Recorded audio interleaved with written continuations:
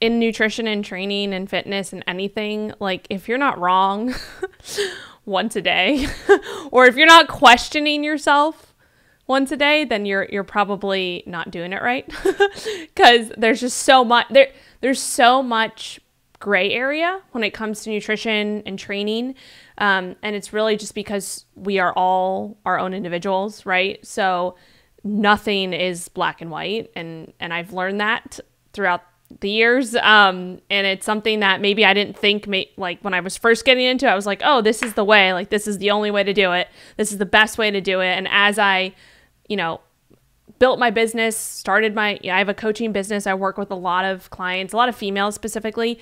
And every single week, every single month, I just continue to learn that there's literally no one way for this stuff. So I think that there are definitely, like you said, there's pros and cons to everything. I think one of the biggest pros with keto is that for most people who are just kind of coming into it, right, they're looking to, benefit from the fat loss side of things, which is something that obviously lots of people benefit from. From an appetite suppression standpoint, that could be a really powerful tool, especially kind of getting away from some of the blood sugar dysregulation that can occur from people who are used to more of a higher carb approach, or even like a moderate to high carb approach. So some of that appetite regulation that comes from the blood sugar stabilization, as well as, when you're producing ketones and utilizing ketones for fuel, there's research and anecdotal research as well.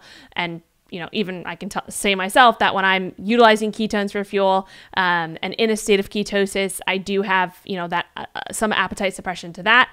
I would say that it comes and goes for different people too. So it's not just like, hey, you need to like go on a ketogenic diet to suppress your appetite. Like, again, everybody's their own individual. Not saying that's going to happen for everybody, but it has been shown and seen in the literature and also anecdotally. So I think that's one big thing. Another thing with any dietary protocol, I think that it does all come down to the adherence side of things. So, if we're taking someone who is, struggling with like sugar cravings, right, which can also come back to the blood sugar side of things, and they can't get away from that. Like they can't get away from, even if they have, fruit, for example, it might trigger them to have want more processed foods that are higher in sugar and carbs and things like that. Again, not saying that fruit is bad by any means. No foods are good or bad. They don't have morality, right? They're food. But some people can struggle with, those sugar cravings, and they can be like something that really holds them back from achieving their goals because it makes it hard for them to adhere to maybe their caloric intake for the day, and they end up, having cravings and giving into those cravings, things like that. So from that perspective, I've seen people benefit from kind of just, okay, if I can just get away from the sugar, the carbs for a little while and kind of, not reprogram my body, but maybe reprogram my taste buds a little bit.